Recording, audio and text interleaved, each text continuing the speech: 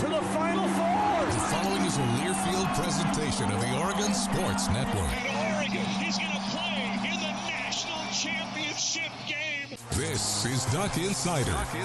These are good problems to have, right? So much success that you have more than one place to be. 5-3, touchdown, Oregon. Off a dribble, launches, and hits the three. Oregon leads. What a great opportunity it is to be able to play at University of Oregon. I'm just incredibly proud to be a part of something like this. She wants another three. Oh, three in a row. Oregon is headed to the Super Regional. Big Ten champions, your Oregon Ducks. We are so privileged and so fortunate. We get to see all these young people. We get to see this incredible growth, which is what college is all about. This is Duck Insider on the Oregon Sports Network from Learfield, presented by OnPoint Community Credit Union. People are the point. Now let's go live to the Country Financial Studio to talk Oregon Duck Athletics. It is Oregon women's basketball game day. We've got Purdue in town for the Ducks. I'll tell you, the Boilermakers, both women's basketball and men's basketball, I just want to get this out of the way as we begin Boilermaker Week in Eugene. At 6 o'clock tonight for the Oregon women's team, Chris Clayton and Bev Smith have a 5:30 pregame show for you. Also on Big Plus tonight. Let's just get it out of the way. The Boilermakers, it's one of the best mascots in sports. It's one of the most creative mascots in sports. And there are a couple Boilermaker alums that work in the Oregon Athletic Department. And all of them, both of them, this week said to me, the Boilers, are you ready for the Boilers? And I thought to myself, you know, a Boilermaker is just such an impressive, unique mascot. But all I could think of when they said the Boilers was a pot of boiling water, and that was way less interesting to me. But the Boilermakers are in town for both the Oregon women and the Oregon men. 6 o'clock tonight against Purdue. We will see you at Matthew Knight Arena. Kelly Graves and his squad getting ready. And this week we heard a bit from Kelly Graves with Chris Clayton on the show yesterday. Also, though, Elisa Mevius sat down with Chris Clayton. We have that for you. In addition, with Oregon men's basketball getting ready to take on Purdue, I talked with Kevin McKenna, the Director of Player Development for Oregon men's basketball, earlier this week. A noon start time on Saturday. Wear green. 11:30 pregame with myself and Luke Jackson across the Oregon Sports Network. That game also televised on NBC and Peacock coming up on Saturday. That's a marquee matchup. National TV audience. Huge game. Oregon, Purdue.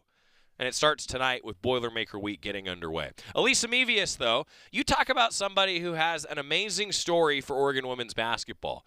She's a nifty passer, seems to always find an open teammate, and has an Olympic experience to tell you about.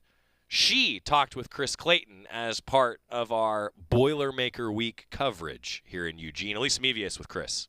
We are honored to be in studio, graced by the presence of a gold medalist. Elisa Mevius is here. Thanks for coming in. Thank you for having me. We really appreciate it. She's originally from Germany, where she was a 3-on-3 gold medalist, but obviously having a huge season with the Ducks, too. And one thing that stands out, I think, to Oregon fans a lot, initially, obviously, you've scored this season, too, but your defense. How much pride do you take in your defense as a big part of the game and how you can affect the game?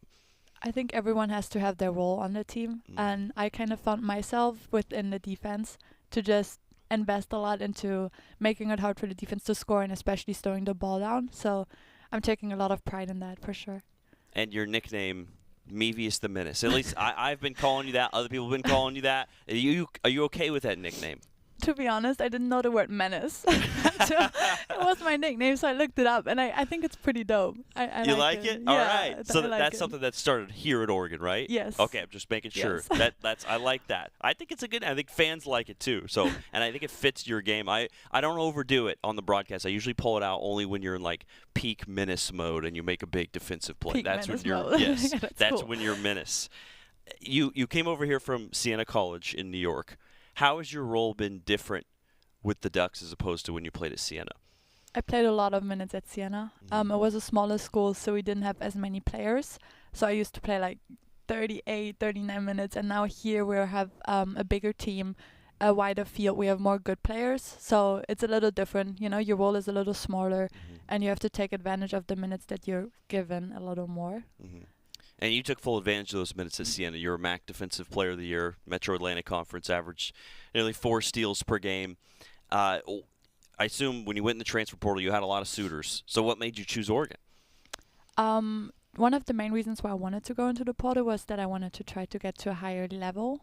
And Oregon joining the Big Ten, right? That's a good competition. I also heard a lot of good things about Kelly, about the family environment, about the fans, the Ducks, the community.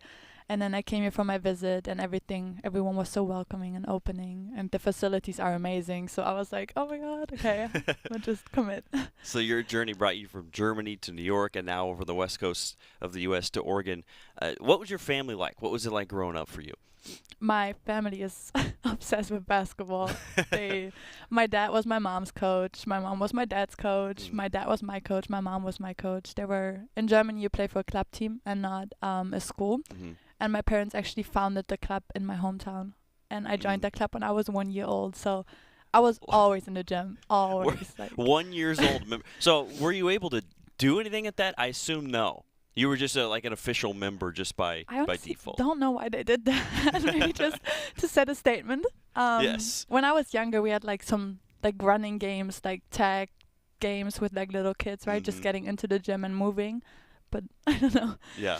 So basketball, a big part of your life with your parents. It's something we talked about in one of our post-game interviews is how they stay in constant communication with you about your games, even with the time difference, right? Because what are they, 15 hours ahead or something like that? Are they able to stay up all night and watch your games? They're literally waking up. My mom, my dad, they wake up at 3 a.m. They watch the game. They're so committed to, and they're so supportive with me. I have a little brother who also plays ball, and he always gives me advices, and he's pulling up the stats, and he's like, you need to shoot the ball more. He's Is that his main advice usually, just shoot more? Be confident. He says be confident. Okay, I like that. So you have 2 brothers, right? Luca and Max. They both play? Max is 3. Oh, okay. But he's in the club. I was going to say, he's got a high standards. He's late. He should have been there at 1. Right, no. I think he maybe was even earlier than me. He definitely is going to play. He has a lot of hoops in his room already. And Luca plays. He wants to come to the U.S. too and play college ball. He's in the process of getting recruited, hopefully. Yes. So, yeah. There you go. So the whole Mevius family involved. We're talking with Elisa Mevius here as one of the key pieces for the Ducks this year. What do you like to do off the court? What do you like to do for fun? I know you're obsessed with basketball, you said, but what are some other things? I think it's so important to have a good balance in your life. I really love music. I'm not really good at making music, but I listen to music a lot. I love arts. I have a couple things in my room that I drew, so that's kind of my balance. Yeah. So you draw. Yeah. Specifically. I draw. Yeah. Okay. What do you use, colored pencil? I don't know anything about art, so I like watercolors. Okay. I like faces. I got a tattoo here. Oh, you drew something, that. And I didn't. A little bit. Yeah. We kind of adjusted it. But I like those shapes. Those are kind of the things that I draw too. Yeah, very cool. Let's ask about the Olympics, right? I know you've answered a lot of questions about this, but you're a gold medalist. It's part of your legacy in your life now. This past summer, the Paris Olympics, 3-on-3 German national team, you win the gold medal. Can you kind of tell me about the journey of making the team, right, getting on the 3-on-3 team, and then making that run, going all the way through the bracket and winning the gold medal? So coming into the summer, I knew I had a 5% chance of playing in the Olympics. Playing at all? Yeah. First of all, it was really unrealistic that we qualify. And then they qualified with the last second buzzer beater. Literally crazy shot. Wow. They qualified. Everyone was so hyped. And was that by you? No, I wasn't even playing in the I see. In the qualifying tournament. I wasn't even in that final 4 team, and I was still in America, coming from Siena. They already started practicing in, I think, March, and I came back in May, because of the school. So then I was just there to practice with the team, with the 4 people that qualified, and I was kind of like their sparring partner, trying to annoy them, my defense, just trying to do whatever I can to make them better.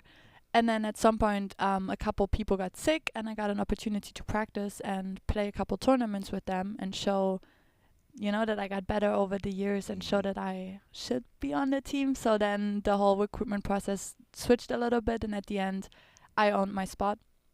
And then it was crazy. We had a lot of tournaments, a lot of traveling. With 3-on-3, you travel within Europe a lot. So we flew from Switzerland to France to the Netherlands. Like, we literally would be traveling so much too.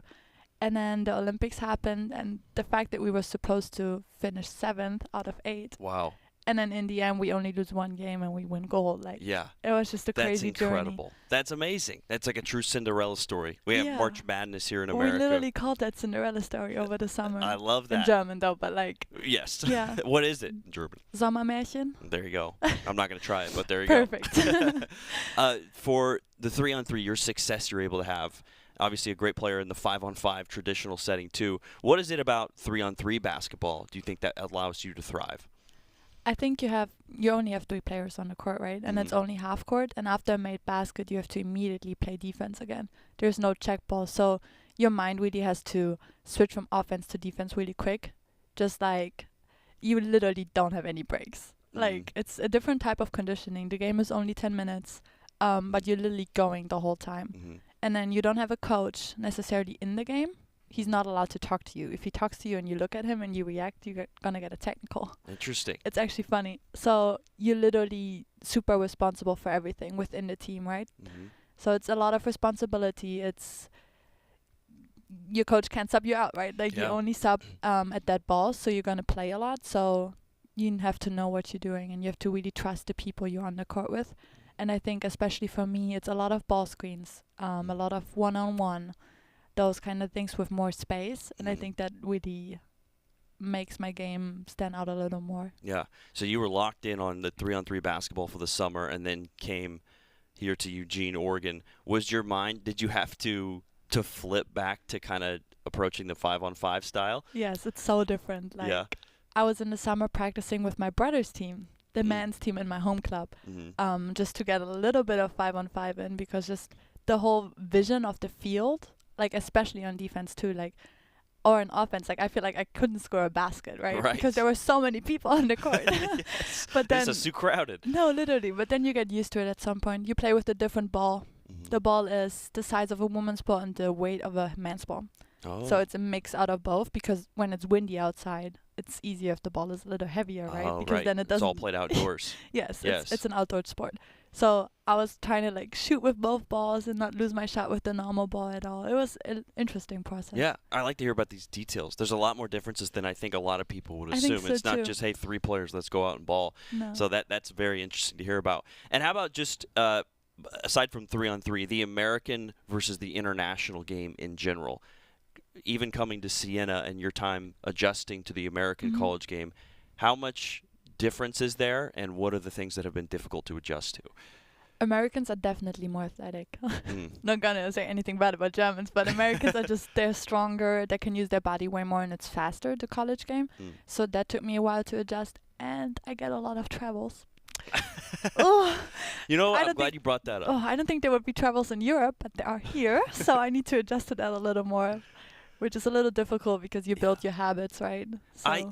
I think some of I'm going to say it, some of those travels that you've been called with, I don't think that they're travels. I know they're not. So have you? I know they're not. So what there's a specific type of a step that Elisa's been doing that she's been called with a number of travels this year. Your Euro step, where you slow down a bit. Literally. That is something that is common you see in the NBA, but I'm wondering if the college refs aren't as used to seeing it and they're calling it a travel. And I'm not trying to come on here and bash refs, but I'm just saying I don't think they're travels, and I've said that on the air before. I know. I think it's exactly that. Like, I don't think they see it a lot because not a lot of Americans do it. So then when they see it and you see the bench of the other team call travel, like, they're just going to call it even though it's not. Right. At my old school, I used to have discussions with my coaches about it, that it's not a travel, right? And then at some point they saw it's not a travel, so we sent the video material to the referees. And they agreed with me. But in the moment, just because it looks unusual, you know, they're going to call it. Yes. Interesting. We got to spread the word. Please. Because, I mean, you see in the NBA, like Luka Doncic, for example. He does that step where he slows down. Not a travel. There's no rule on how fast or how slow you have to step. Exactly. So I digress. That's detailed stuff, but I'm with you there. I'm letting glad it you said go. that. Jump stop from now on. Yes. Okay. So no you're more just, Euros. You're just gonna play it safe and jump stop. I would now. try. You'll try. Yeah. Yeah. It's part of your game. I'm trying. What are some of your long-term goals on and maybe even off the court for you? Off the court, I'm studying psychology. Okay. So I think the mental aspect of the sport is literally even more important than just the playing itself. So I'm trying to, I could see myself be a therapist and talk to athletes when I'm older because I know how it is and I know how hard it can be. And I think I can just having somebody to talk to, and I think the resources that we have as of right now are not enough, and athletes aren't always comfortable reaching out to therapists like that. So I want to maybe change the field a little bit in that way. And on the court, if everything goes well, I want to play pro, right? Yeah. Yeah. That's amazing. That's really cool. And how about for this team this year? You guys are in a really good spot. You've got some home games here coming up. What do you think is going to be the key to making a jump for you guys and bracking up some wins in Big Ten play? I think we can literally beat every team, but the last couple games that we lost, we had a little dip. We were inconsistent over 4 quarters, so that's going to be the next big step for us to actually be disciplined for 4 quarters. We always have a good game plan. The coaches prepare us pretty good for each of the games, but sometimes we're not able to follow that game plan over the span of 40 minutes. So if we do that and we actually stick together the whole time of the game, I think that's going to be key for us. Yeah, I'm with you. I think there's big things ahead. Yeah. Thanks for coming in. Thank you for having me. Mevius the Menace, the gold medalist. She does not travel ever. Spread the word. Never. Thanks for coming in. Thank you. I loved that point about the not traveling because, okay, if I could just be like a basketball nerd for a second, the international game and the NBA game, the WNBA game, and then the college game, there are still such stark differences between the three. I kind of like that there are some unique factors. I like that college football has some differences from the NFL. Sometimes I even like that you use a wood bat versus a metal bat, right? I think it's kind of fun. It separates the levels of the sports. But also, for example, in calling the men's games, I get so frustrated that the continuation rule is not a thing in college, and I wish it was, right? But then the traveling and the Euro step, right? I can understand the difference. And in fact, listening to Elisa Mevius talk about this, it reminded me about Maite Cazorla and how much Maite Cazorla would defend really tight, but she was so great at defending around the perimeter without fouling. And part of that was in the international game, they would call that a lot more. I always thought it was interesting. But how about your nickname being the Menace? Such a good nickname. Elisa Mevius talking with Chris Clayton ahead of Oregon women's basketball taking on Purdue tonight. 5:30 pregame with Chris Clayton and Bev Smith. 6 o'clock tip. Chris will have the hometown call across the Oregon Sports Network. It's also televised on the Big Ten Plus app. Quick timeout, and when we return, a trip down memory lane. We're also going to talk with Kevin McKenna. We're going back to 1985 after this on the Oregon Sports Network from Learfield. As a local community credit union founded by teachers, OnPoint is committed to supporting the students and faculty at the University of Oregon. And on game day, we're right there with you, on the field, in the bleachers, and in the classrooms. Drop by your local branch today and discover the many ways OnPoint can help support your financial well-being. OnPoint Community Credit Union. People are the point. Federally insured by NCUA. Equal housing opportunity. Hey Duck fans, at Country Financial, they make insurance easy. Whether you're shopping for home, auto, or more, their representatives will take the time to understand your specific needs and explain what options work best for you. Worry less and feel more confident knowing you're covered. Visit countryfinancial.com to get started today. Experience more with Country Financial. Auto and home insurance policies issued by Country Mutual Insurance Company, Country Preferred Insurance Company, and Country Casualty Insurance Company, Bloomington, Illinois. This is Duck Insider, presented by OnPoint Community Credit Union on the Oregon Sports Network from Learfield. Hey, so what's a great way to spread awareness that driving high is illegal everywhere? A catchy song, of course. You can run, but you can't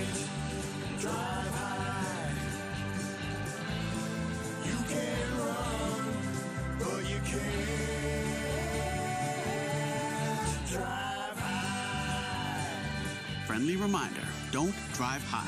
If you feel different, you drive different. Brought to you by NHTSA and the Ad Council. Are you prepared for an emergency or disaster? Because it's not a matter of if, but when. Don't find yourself saying, when the storm rolls in, my time to find a pet-friendly evacuation center will have run out. The scorching heat wave will leave me powerless to cool my insulin. I'll face a hurricane without meds. Now that's a tough pill to swallow. Let's prepare so we all have a better story to tell. Get started at ready.gov/older adults. Brought to you by FEMA and the Ad Council.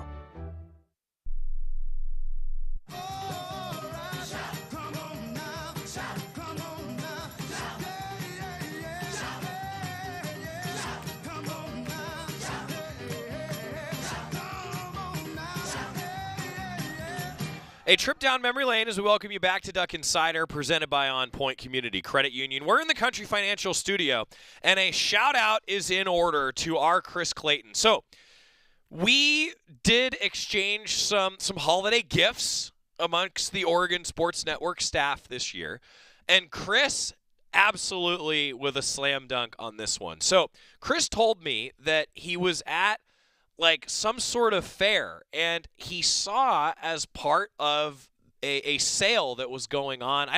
Chris, if you're tuned in, you got to text me and remind me. I don't know if it was like one of the large garage sales or like a rummage sale or something along those lines, but Chris found a poster from the 1984 to 1985 men's basketball season. And I got to tell you, as someone who is all about finding the old school Duck memorabilia, it is rare to find one in this good of shape. So the Ducks started in the Great Alaska Shootout that year, playing Alaska Anchorage, either Maryland or Kansas, and then a selection of teams in that tournament. I'll be honest, I forgot to go look up who they actually played. Oregon went to Wichita State that year. Played Colorado at home in what was a non-conference game. They hosted Minnesota, went to Wyoming, went to New Mexico State, played in the Far West Classic, which was a great tournament. Davidson was in town for that at Mac Court. It was just so cool. Excuse me, in Portland actually. And then, of course, getting into conference games. 84 to 85 basketball poster. Now, Scott has been panning up and down, looking at those great uniforms. A lot of the white Duck uniforms featured with the green trim in the 80s. Great look at Mac Court. The amount of mullets and large-rimmed glasses in the stands, outstanding at Mac Court in some of these photos.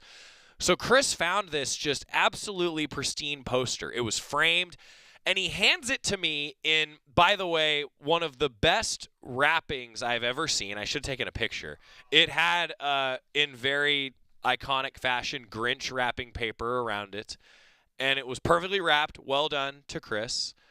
And it occurred to me in looking at this poster that I don't know that I have ever seen in person a poster from the 80s of any kind. We have some from the early 2000s in the studio, but this will now be one of our oldest pieces in the studio. Any of you that are watching the show and you see us go to the live feed, like, we basically have a Duck man cave here in the studio. It changes. It's a dynamic, moving, living studio. But Chris found this poster, and here's one thing that really occurred to me. We don't have a place to put the thing. Scott and I have filled up the walls in here so much, we're going to have to find a spot to put it because it's so great. Lastly, for those of you watching, Scott, go back to the shot of the poster, and this is going to date me a bit. Williams Bakery is the sponsor of the poster. We had to do a little bit of sleuthing on Williams Bakery. Scott, I should back up. I did not know what Williams Bakery was. Scott, in aid from our friends from the Big Ten Network, actually, did a little bit of sleuthing on this because we were talking about it here in the studio. And Williams Bakery was one of the buildings at the time that used to stand where now Matthew Knight Arena is. And it just felt like one of those real full circle moments. But I wanted to ask everyone, if you're live with us in the 1 o'clock hour today, if you're watching on Facebook or if you're tuned in on YouTube, it gives me a chance to ask you the question. 1, what do you remember from Williams Bakery? What was the best thing at Williams Bakery? And 2, does anyone have memories of this 84-85 season? They were okay that year, the Ducks, about a 500 team in 84-85. But just seeing the Great Alaska Shootout, the Far West Classic, and just some of the players' uniforms, it was just cool to see a poster that was in this great of shape, because we just don't see these. At least I don't. And I admit, I have only been here since 2011, right? So I've got some great memorabilia from my time as a student at Oregon. But anything previous to that, I don't have a lot. I just don't have a ton that we've come across, because a lot of these great posters and these great memorabilia pieces, I know that people don't get rid of them. So anyway, if anybody has any fun stories, or if you remember that, it was cool. I thought that it was fun. Thanks to Chris. A unique Christmas present from Chris Clayton.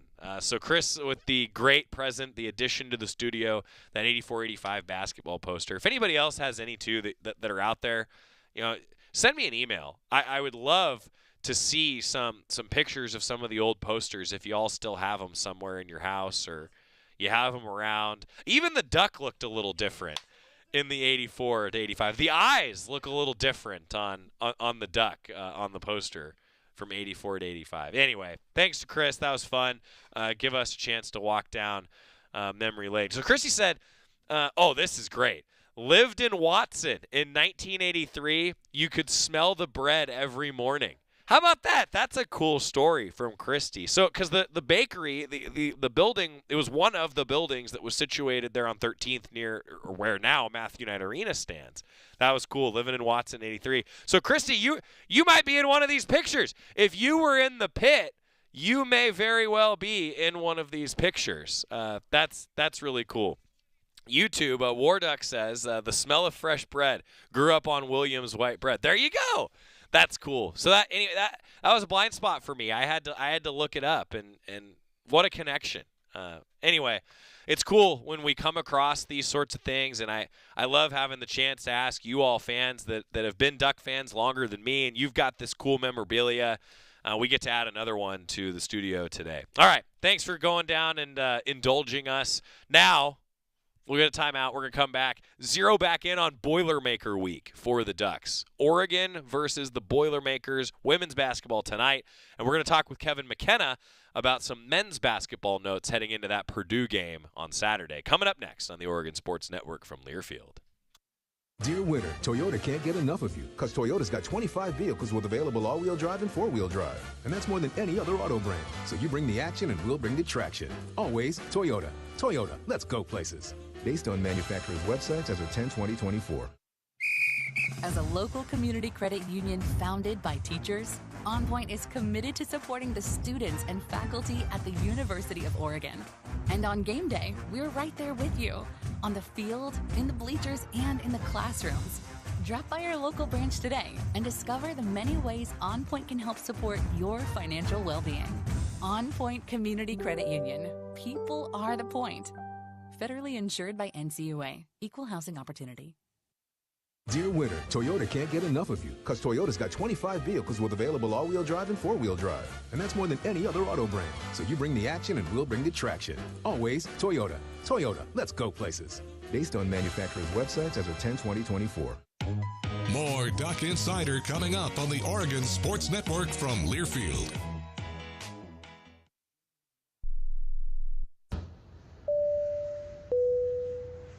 This is your captain. We are going to be experiencing some slight turbulence. Please fasten your... Oh, hold on. Just got a video of my cat.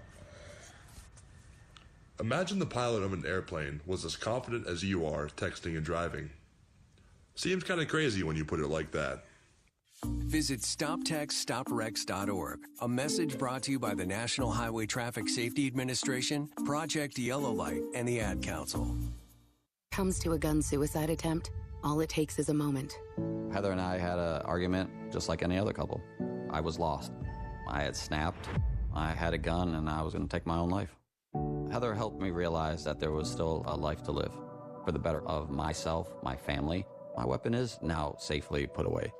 A moment of crisis can happen to anyone. Store your guns, locked, unloaded, and away from ammo. Hear more safe stories at endfamilyfire.org. Brought to you by Brady and the Ad Council.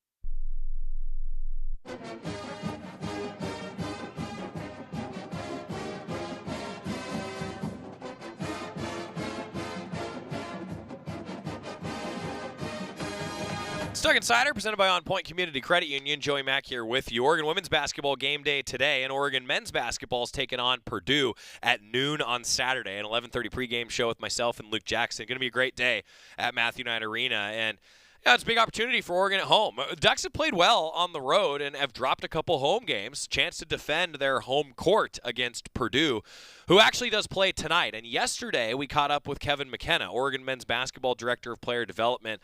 I talked with him about a number of things. And talking about player development, I took the chance to ask him about a lot of Oregon individual players, where they've improved, where they've gotten better. And it was fun to catch up with Kevin McKenna, part one of our conversation talking Duck Hoops.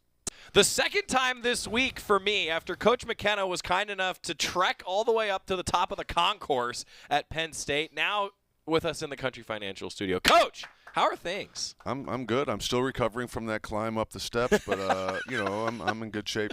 I got some more steps in. That's the key. Yeah, but you are a master of getting the steps in. I've seen it. I don't know if I'm a master, but I've been pretty diligent about it. I'm not overly obsessed, but I am kind of obsessed with getting them in every day. How much has the Apple Watch helped? It helps. It keeps track. There's different apps out there and stuff like that. So my family and I go back and forth. My wife and I are kind of in a little, not a competition, but we're both kind of getting them in, and my brothers and that are getting some steps in. So yeah, it's kind of fun. It just gives you something to do and kind of a goal to shoot for. I love it. All right, now review the weekend for us. The week on the road and getting 2 wins. Always tough to get wins on the road. Yeah, it's tough to get wins anywhere on the road, and obviously in the league we're in now, equally as tough as in the past when the Pac-12. But the guys competed.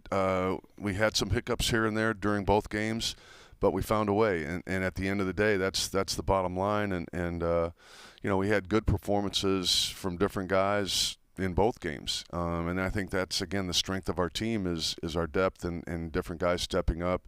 We had 6 guys in double figures in our last game, and 2 of them came off the bench to do that. So those things are positives. I still see more in this team, and there's more there that we can improve upon, and that's the goal, and that's what we talk about all the time. Coach Altman and I have talked a lot about consistency, it seems like, and you're just always searching for that consistency. As a coach, how do you find consistency? It's easy to say, but it's hard to find that consistency, isn't it? It is, but I think, as a coach and you try to, emphasize this with the players, you just got to bang out work every day. You just got to show up, and that's, I think, one of the things that Coach Altman does a good job of. He's consistent with his message. The guys pick up on that, and as long as they keep improving and keep trying to get better and be ready for the next challenge, we're going to be okay, because we do have some guys that can play. One of the big statistics, at least that people like me have talked about, Coach, y'all are 6-1 when you trail at halftime. That's hard to do. I mean, the character to come back in that way. What's led to that this year? Coach, and probably that's why I'm doing the show today instead of Coach Altman. He's working on his pregame, okay, we got to figure this out and get off to a better start. And we have gotten off to better, we went up 14 on Penn State, and then, had 3 turnovers and a couple missed assignments, and they cut it to 7, got their heads up. They took the lead by 7, but we figured out a way to get back into it. But I don't know what it is, but it does show some character that we can come back. Don't always want to do it all the time. I'm getting text messages from all my friends and older people like me, like, "Hey, man, this is hard on my heart right now. You guys got to do a little better at the end of these games and give me a little bit more breathing room." So I'm right there with them sometimes. Well, hey, look, it's hard on the broadcaster too. Okay, I mean the tense feeling it adds up over time. Yeah, but showing that character and the ability to get through adversity, Coach. I mean, you've coached a lot of teams. How do you quantify how valuable that is for a team to have that belief in themselves? Well, I think it's good, and it's good for these guys moving forward in their lives, that they can handle. We talk about fighting adversity, and it's just a basketball game. Just think about what the people are going through, down in L.A. right now, and that this is a basketball game, and there's going to be a lot more tougher challenges down the road with family and parents and, all those things that come into your life. This is just a challenge, but it's a good character test, I think, and in a fun way, I think, more than anything. Talking about some of the individuals, too, as we continue with Kevin McKenna. Maybe let's start with Nate Biddle. So we're talking with him this week, and Nate has been just – at times unstoppable, it seems like, with just his style of play. Where has he grown? I mean, the head of player development, where has he grown, Coach? I think the biggest thing that Nate's done is he's improved his body, and I think he took a look at what Dante did the last couple years, day to day in practice, and he's embraced that and followed in his footsteps, so to speak, in terms of doing little things, Our GAs do a good job of preparing our guys, and the coaches do a good job of getting in and spending some extra time working on his jump hook, working on his physicality in there, and he's matured. He's matured in a lot of ways, physically, mentally. He's there. He's doing a lot of good things. He's a happy kid. He's embraced some of the stuff that's come his way, from fans and that. And, I call it Biddlemania. I don't know what anybody else calls it, but I've got Biddlemania in a big way. And most of the guys on our team don't know who the Beatles are, but it's cool that he's having that success after, struggling with some injuries and stuff throughout his career. But it's good to see him do that. Hopefully he can continue. You talk about getting through adversity there, right? I mean, as an individual, he's gone through that. He's gone through injury. Yep. I mean, it's stuff too, Coach, I've said even on the air, he dives for a ball and lands on his wrist funny last year, and just stuff like that can happen to a player. He has gotten through a lot of that, hasn't he? Yeah, he has, and it's good to see because Nate's an Oregonian. He loves the school, he loves his teammates. He likes being close to home, and his family, his folks get to see him play a lot, and there's a lot of cool things that are happening for him right now, and I'm happy for him. How much has he set a tone defensively, too? I mean, the block shots, he's averaging nearly 2 a game. Yeah, his rim protection, and not only that, I think he had 3 blocks against Ohio State. But I bet he changed 5 more, yeah. And some guys just don't even try it. They just throw it out. They just kick it out. So his rim protection and his ability to change the interior is a big thing for us right now, and he's doing a good job with that. The 2-hand wall ups and blocking shots and just being a big physical presence in there. Sticking inside, if we could, talking some individuals. I feel like KJ Evans put together one of his more complete games against Penn State. Where have you seen him grow? Yeah, he's staying with it. He's been frustrated at times and that, and everybody wants to play more. And KJ, is a really good teammate. He's working really hard. He's gotten better, and he had a good game against Penn State. He was one of the guys in double figures, and KJ gets his hands on a lot of balls. He's got good length, good offensive rebounder, arguably our best offensive rebounder. And again, I'm happy for him and his success the last couple games. Now, a newcomer that I wanted to ask you about, too. I mean, Brandon Angel, just the skill set and the versatility on the floor seems to be off the charts for Brandon. Yeah, it is. He's definitely the smartest guy in the room. I will say that. He's a good shooter. He wants to be on a winning team. That's his thing. He's frustrated a little bit. The last couple games he hasn't scored as much and been as much a factor, but he's still engaged. He's still into it. Had a good talk with him yesterday, and he's going to keep working. Brandon shoots about 400 threes every single day. Yeah. He's got a good routine going off the court to prepare himself to. So hopefully. When he gets more chances, he'll be successful. His career percentages are so efficient. I mean, you don't often see that from a guy who plays outside the rim and outside the key as much as he does. He is a really efficient player, isn't he? He is. His numbers are good.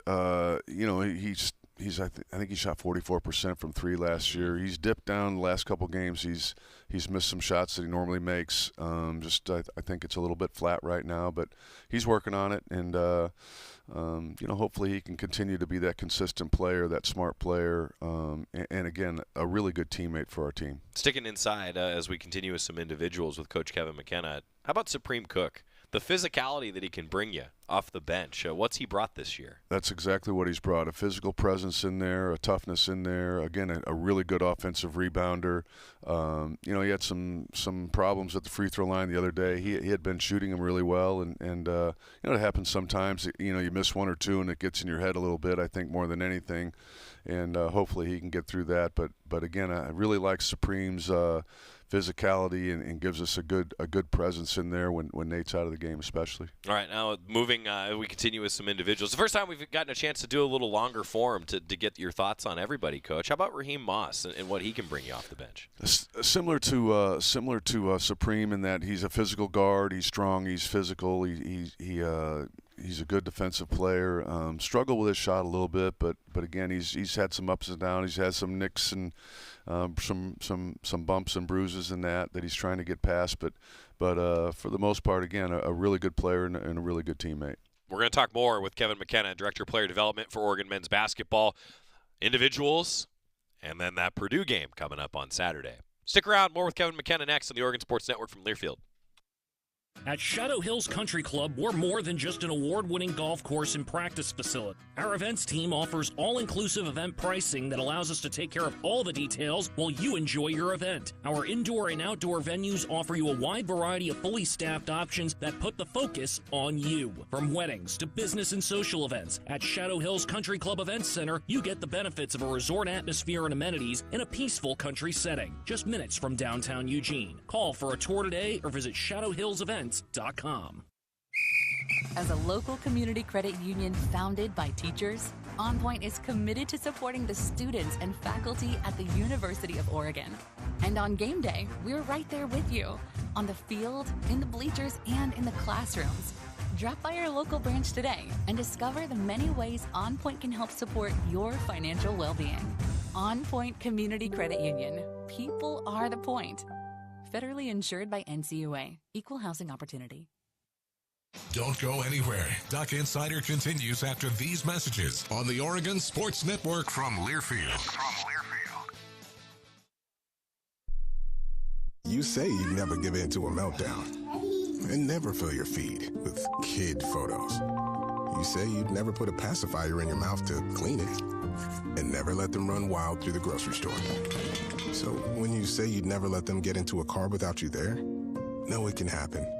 1 in 4 hot car deaths happen when a kid gets into an unlocked car and can't get out. Never happens. Before you leave the car, always stop, look, lock. Brought to you by NHTSA and the Ad Council. The possibility of lung cancer can be pretty scary, especially if you're one of approximately 8 million current or former smokers at high risk. That's why SaveByTheScan.org wants you to know that now there's a breakthrough low-dose CT scan that can detect lung cancer early, and it only takes 60 seconds. You stop smoking, now start screening. For an easy quiz to see if you're eligible, visit SaveByTheScan.org. It could save your life. SaveByTheScan.org is brought to you by the American Lung Association's Lung Force Initiative and the Ad Council. I'm coming home to the place that I remember, back to the land of my first love. Would you spread wide your arms for this wayward son? I left my heart in Oregon. Women's basketball game day against Purdue. The Ducks tipping off at 6 o'clock at Matthew Knight Arena. And continuing with Kevin McKenna on the men's basketball side, Director of Player Development for the Ducks. Been with Coach Altman a long time, has been a part of a lot of great teams, and this one's shaping up to be a great team. Going to find out a lot, though, against Purdue. Another great program, Final Four team last year. Breaking down the Ducks with Kevin McKenna. Jadrian Tracy, what have you seen this year? Jadrian, I rarely call him that. In fact, I never call him that. I call him a lot of things, but I don't call him Jadrian. So I should back up. I asked Bam, I was like, so how do you want me on the broadcast to introduce you, right? And he said, Originally, it was like all Bam. No one calls me Jadrian. Then about halfway through last year, he's like, I feel like I should use my real name. It's like more professional. I said, all right, so I'll call you Jadrian Bam Tracy. I'll just tell people both. So there you go, Jadrian Bam Tracy.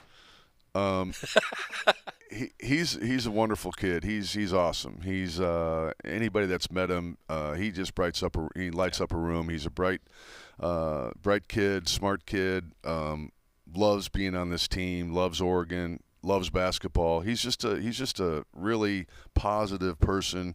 He gets our team going.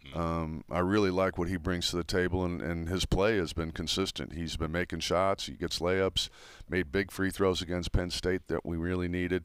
And like I said, anybody that meets him, he's got time for kids, signing autographs, doing whatever.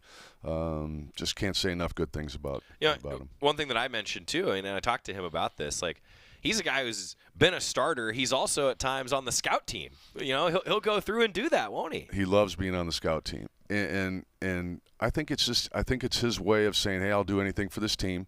I think when you are on the scout team, you learn the other team's plays just as well, if not better. I mean, when I was an NBA player, back then you were second team guy. You were on the scout team. Right. Right. Some people look at it as, oh, you're on the scout team, you're a scrub or whatever. No, you can learn just as much by being on that side of it, by getting explained from the coaches, where you're supposed to go and what they're trying to do with certain sets and everything.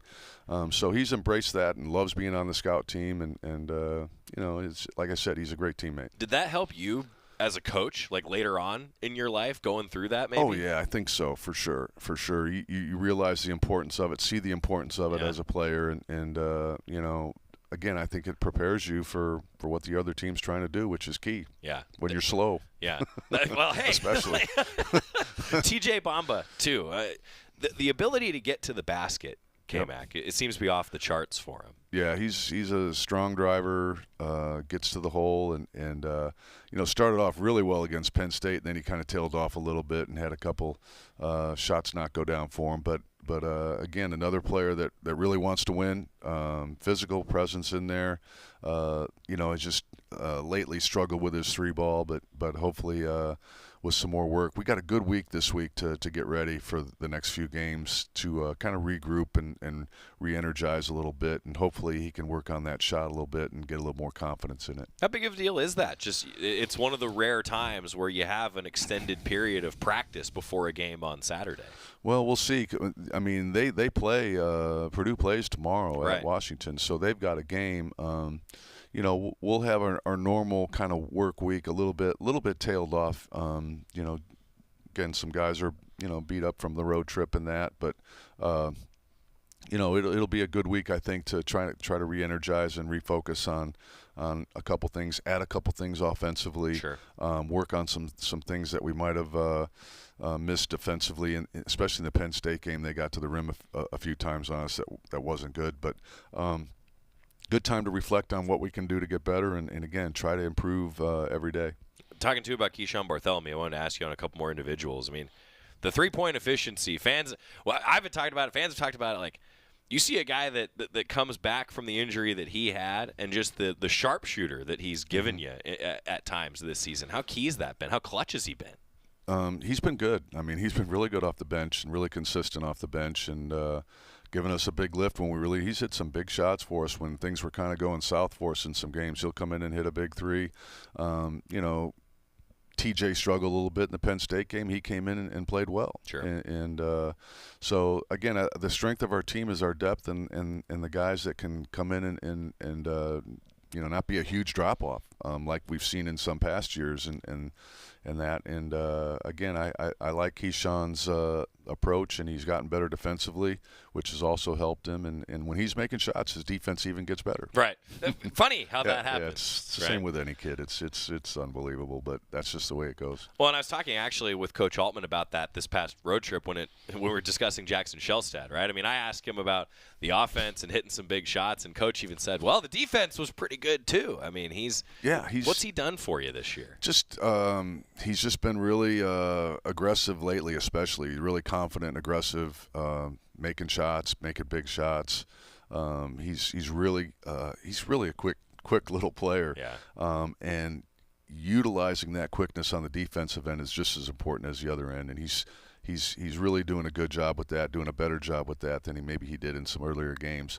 But we need him to be that all-around guy and set the table for some other guys and hit the shots when he's got them, and take control when he's got that thing going. He's a tough guy to handle. Luke Jackson and I were talking about it last week, and then I felt like I kind of saw it this weekend. Like, he just gets that look in his eye, doesn't he, sometimes? And that's the confidence, I guess, that you're referring to. Yeah, no, he's got a real confident feel to him, and like, hey, I'm just going to rise up and make this shot, and he might be five feet outside the 3 line and just lines it up and lets it go. So, no, it's a good thing to have that kind of confidence, and we give them the freedom to go ahead and do that. Yeah. Talking finally about Purdue, just looking at that matchup, mentioned that the scouting report will get a little bit deeper after you watch them play again, Coach. But what's the look at the Boilermakers this year? I really haven't watched them that closely this year. What I do know about them, and I know a lot because I followed, Matt's their coach is a good friend of mine, a good friend of Coach Altman's. We've been going at it,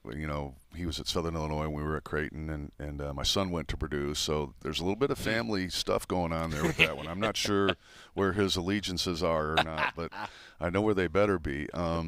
But they do a really good job. They run a ton of sets. They do a lot of actions that are really hard to guard. They're totally different than they were last year when they were a Final Four team. But they have a really good point guard like Jackson, and it's going to be a good test for us for sure. Larger picture, I wanted to ask you just the Big Ten, right? A lot of new places, a lot of new teams. Just what's the assessment of the league as you look around it now? It's to me, it's just weird. Okay, I want to watch this game because it's usually I'm thinking, I want to watch Arizona and UCLA or Arizona State or Cal or Stanford, whatever. And now it's like, God, I got to watch Rutgers play UCLA or like last night. I'm like, okay, I'll watch that one, and it's just different. It's just a different feel. You're so used to, from 15 years of one thing to just jump over to another thing. It's just different to say, oh, okay, I care about this Nebraska-Iowa game, or whatever it is, because we're going to see them, And so it's different. It's fun. For me, I'm a Midwest, Chicago guy, and I grew up watching the Big Ten, so it's kind of cool. I had never been to Penn State's arena. I had been to Columbus before, but it's been a challenge for everybody to adjust, and including the teams that were already in the Big Ten to come out here and play us. Sure, so I mean that's part of it, right? We just got more of it than them. That's all. Yeah. So. Is there an identity to the conference? Is that narrative overdriven from a coaching perspective? No, I don't know.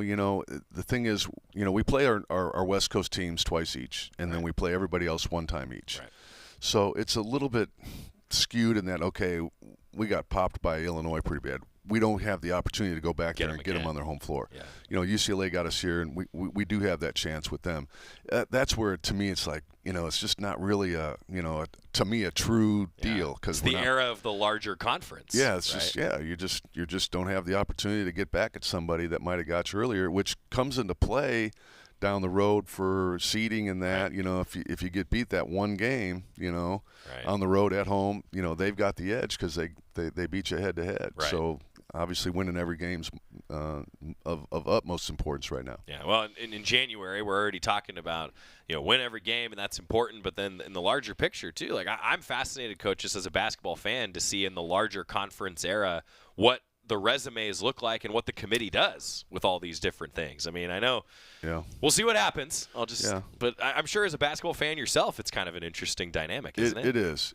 And the one good thing, we had a really good non-conference season.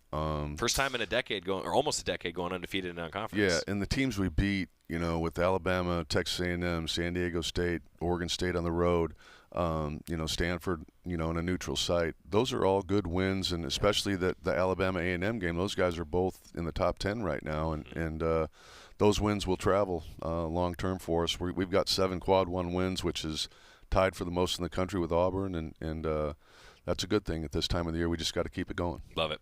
Kevin McKenna, thanks so much for taking the time. I really appreciate it. You got it. Thank you. Kevin McKenna, Ducks and Purdue on Saturday. Dave asking if it's going to be a sellout. I sure hope so. We'll see you at Matthew Knight Arena for men's basketball Saturday. A Hall of Fame announcement when we come back on the Oregon Sports Network from Learfield. Hey Duck fans, at Country Financial, they make insurance easy. Whether you're shopping for home, auto, or more, their representatives will take the time to understand your specific needs and explain what options work best for you. Worry less and feel more confident knowing you're covered. Visit countryfinancial.com to get started today. Experience more with Country Financial. Auto and home insurance policies issued by Country Mutual Insurance Company, Country Preferred Insurance Company, and Country Casualty Insurance Company, Bloomington, Illinois. As a local community credit union founded by teachers, OnPoint is committed to supporting the students and faculty at the University of Oregon. And on game day, we're right there with you, on the field, in the bleachers, and in the classrooms. Drop by our local branch today and discover the many ways OnPoint can help support your financial well-being.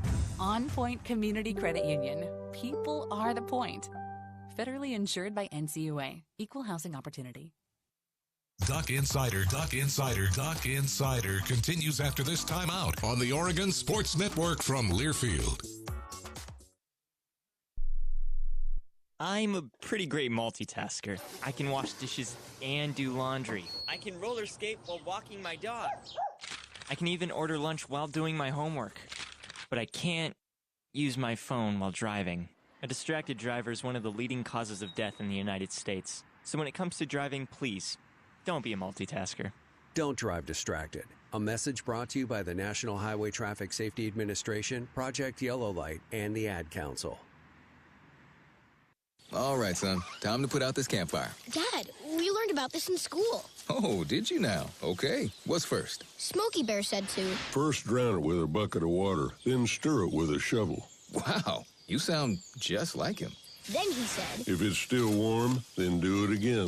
Where can I learn all this? It's all on SmokeyBear.com with other wildfire prevention tips, because only you can prevent wildfires. Brought to you by the USDA Forest Service, your state forester, and the Ad Council. You know you make me wanna kick my heels up and throw my hands up and throw my head back and come on now. So good to see. Oregon men's basketball, Oregon women's basketball hosting the Boilermakers. But some news from Oregon football today. Duck football legend Haloti Ngata will be inducted into the College Football Hall of Fame as one of the 22 members in the class of 2025. Ngata, one of 18 former first-team All-Americans in the class, also includes some standout coaches. Thrilled to announce that 2025 Hall of Fame induction for Haloti Ngata. One of the best defensive players, one of the best players that Oregon has ever had at Autzen Stadium. Congratulations, Haloti Ngata, Oregon Athletics, and College Football Hall of Famer. See you tomorrow. Hi, I'm Ryan Blaney, a third-generation race car driver, and I dedicate a lot of my time going fast. But when my grandpa was diagnosed with Alzheimer's, it was a very unexpected bump in the road for us. It's important to notice if older family members are acting differently or having trouble with routine tasks. Early detection of Alzheimer's can give your family time to explore support services and access available treatments. If you or your family are noticing changes, it could be Alzheimer's. Talk about seeing a doctor together. Visit